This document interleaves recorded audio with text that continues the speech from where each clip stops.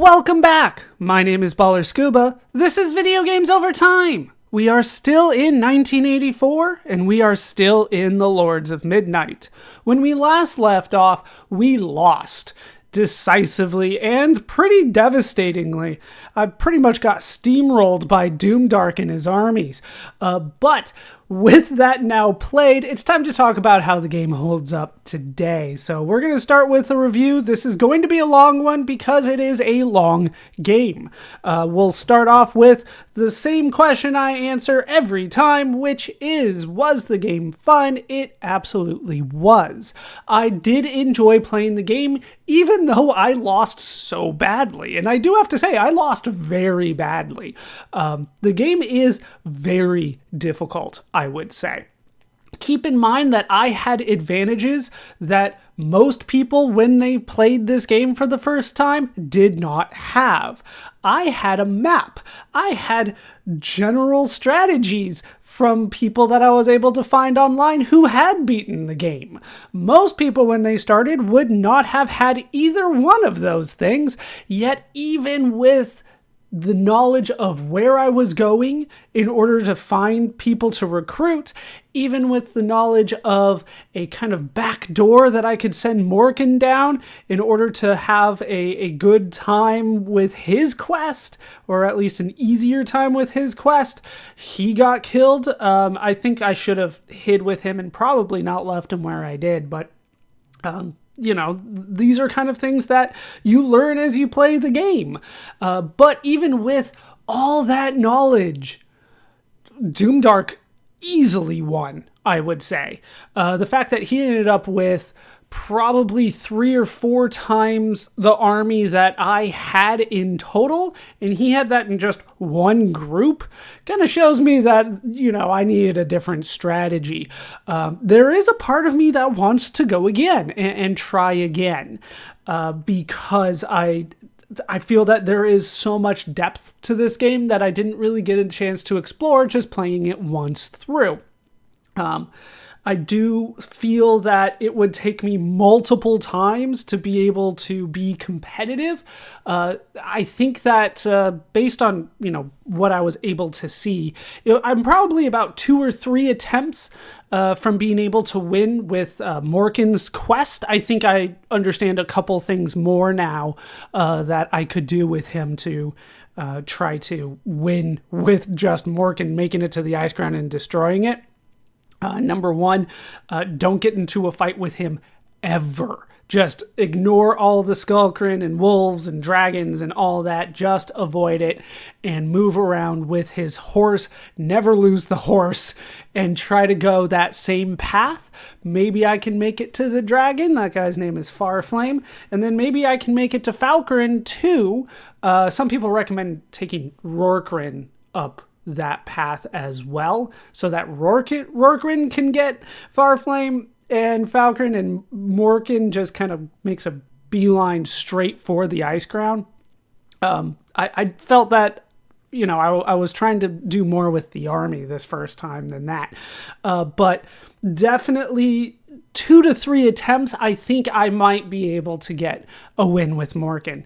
When it comes to the army, though, considering what I saw this time, where my strategy was to go to a choke point in the middle of the map, which was, I believe, Goragrath, and basically I lost that right early on. My goal was to take that with Lord Blood and then just kind of funnel everybody that I recruited into that choke point, and once that happened, then I could make a push to the other side. But considering how poorly that went, I'm not sure what my new strategy would be for the army kind of moving forward. Maybe if I held back and did it in the Plains of Blood, maybe that would work. Or maybe there's a spot a little bit further east that I could hold up and, you know, try to get an army together, because I can't take on the brunt of Doomdark's forces. I would have to kind of push my way through a breaking point of his army and make a push for his main citadel in the back. and hope that the rest of his army just doesn't catch up to me. I would guess I'm probably 5 to 10 attempts at the game from even being competitive with the army without just losing devastatingly. And it's going to take several times through to try to refine a strategy that works for me and doesn't end up with me facing an army of 7,000. So obviously, I've thought about this a bit, and it's definitely something that's kind of in the back of my mind that I could go back to this game and try again. With that said, I most likely will not. I have other games that I am looking forward to playing. I'm glad I played this, but I probably will not return to it. It's a game that is close to a style that I enjoy, but when you start getting into the details, there's certain things for me personally that I'm not a huge fan of. But let's talk about kind of the game more objectively, I guess. We'll talk about the graphics. I think the graphics hold up fairly well, especially for a Spectrum game. I think that everything looks like it's supposed to. You know, the mountains look like mountains. The armies look like armies. Everything looks like it's supposed to. And I think that's because, once again, everything's kind of large. And I'm enjoying games with larger sprites than some of the games that we had played in the past where everything was kind of small, especially on the Atari 2600, where I'm just kind of squinting at it going, I guess I see it. But the larger that you make the sprite, of course, the more details you can put into it. And because the sprites don't move, at least, you know, while you're looking at it, everything has a chance to look better that way. So I think that the graphics do hold up fairly well. What I think is very nicely done is the landscaping, as Mike Singleton calls it. Today we would call it billboarding. I think that technique was very effective. And what it is basically he has a static sprite that he then changes the size of depending on how close it is to you. And then it's always facing you. So no matter which side of the mountain or the village you're on, it looks the same basically from every angle. And then how close you are to it will change how big it is. And I think that for this game, it was very effective. And I don't think I'm alone in that, because that technique is still used today. Spoilers, they do still make video games today. But that technique is still used for certain things. Not for, major things like when you're approaching a large city or things like that, but smaller things like grass or mist or smoke or things like that. They still use this technique. So for Mike Singleton to come up with this technique in 1984, I think is a groundbreaking moment, but I don't think it's necessarily regarded as that. And there's a few reasons that we'll talk about a little bit later why I think that, and this game is often kind of forgotten. But that's kind of the graphics. Of course, there's no sound in this game. I'm not too surprised considering how vast this game is. It is so big. I was able to explore less than probably a third of the map of this game in my playthrough. It is very big. And I think that is something that is a testament to Mike Singleton's programming ability.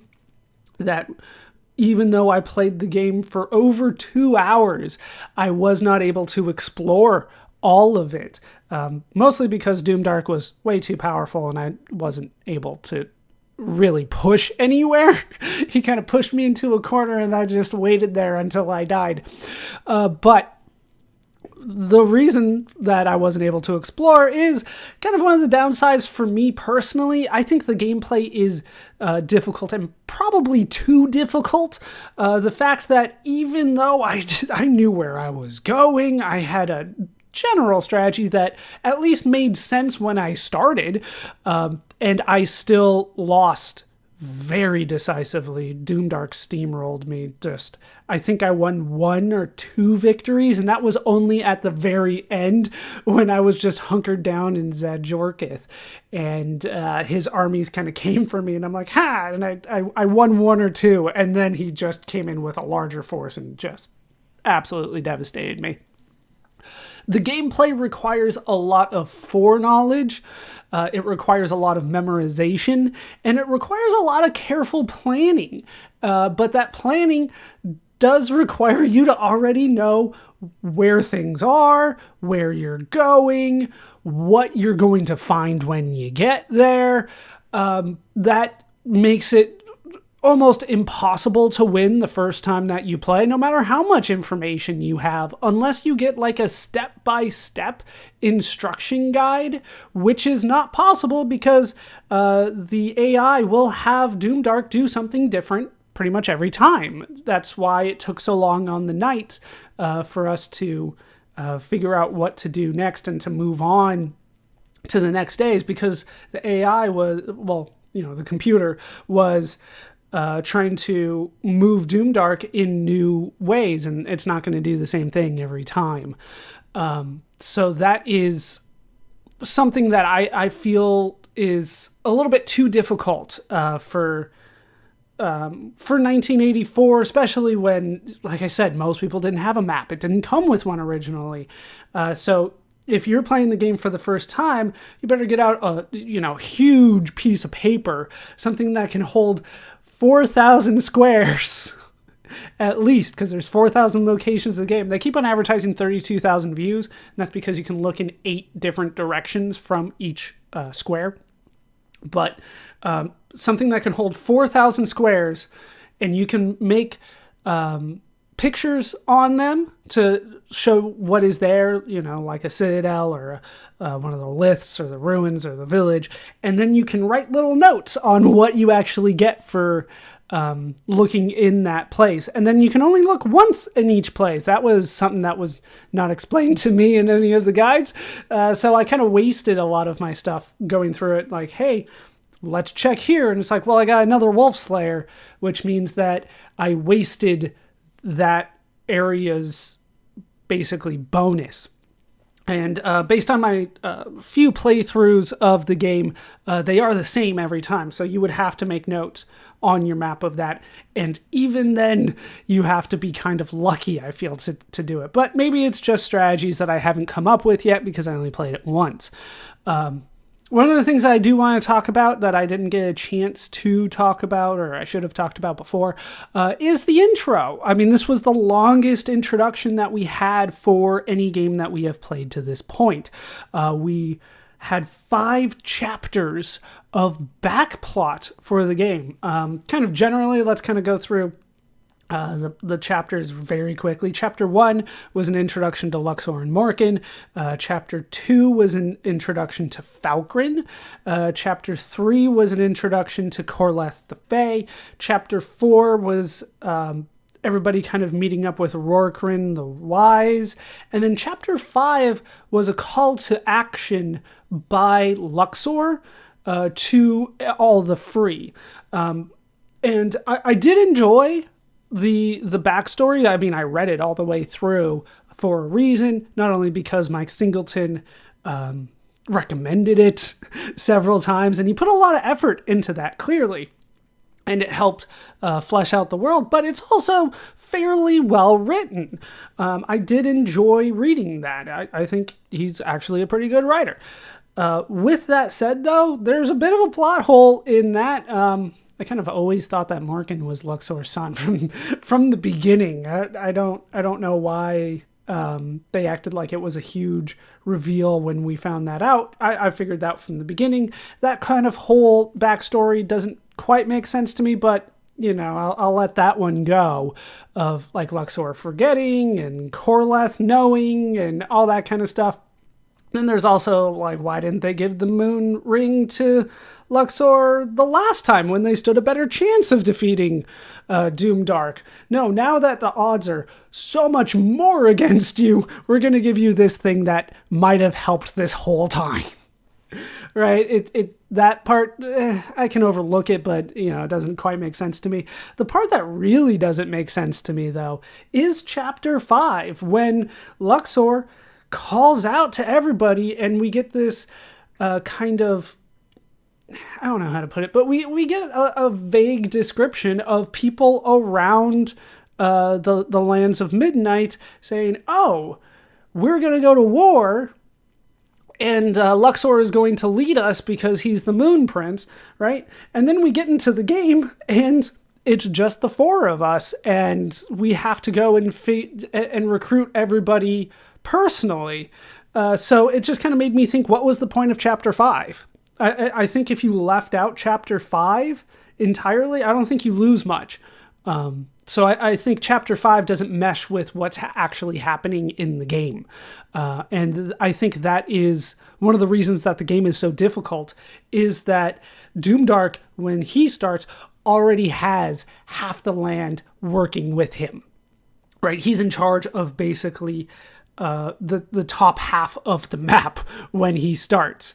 On the other hand, you have 4 characters on the western side of the map, and you need to go out and recruit everybody and then try to do something. So you already start at a massive disadvantage that Chapter 5 does not imply that you start with. So that's just kind of my thing as, somebody that's a fan of stories, just like, that one didn't quite make sense to me. And maybe I'm just misreading it or misinterpreting it, but it definitely made it seem like, everybody should have already been on my side, and I already had this sort of mind link with them that should have recruited them, from the word go. And then you get into the game and it's like, no, you still have to go. You have to send somebody there to their castle, and you have to do it in time before Doomdark influences them too much. Otherwise, they'll betray you.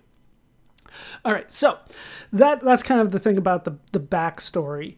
But like I said, I feel like this game should have been a groundbreaking moment for video games because it was just so massive, and it's from a completely different perspective that we haven't really seen in a large game to this point. Everything's in the first-person perspective, which was so strange for the time that Mike Singleton felt the need to describe what first-person perspective means in the manual. He just kind of talks about, like, you see things through the character's eyes, and that's not something that we have done very often in video games. So this feels like it should have been kind of a game changer, and it ended up not being that. And I think that is because the game is obscure, especially today. Not too many people talk about it. I would attribute that to the genre. Not too many people, especially in 1984, were fans of these large wargaming simulations. But I think Mike Singleton did it very well. Of course, it's also due to the timing of the release. 1984 is not necessarily the most popular year for video games, and the fact that it was originally only released in the United Kingdom for a computer. Granted, it is a very popular computer, but because it was on a computer, computers aren't necessarily as fondly remembered as arcade and console games, but I don't see how this game could have been released on anything other than a computer. So I think those are kind of the main reasons that this game's largely forgotten, but I'm very glad that I talked about it and played it, to be honest. So we may not talk about this game much in the future, unfortunately.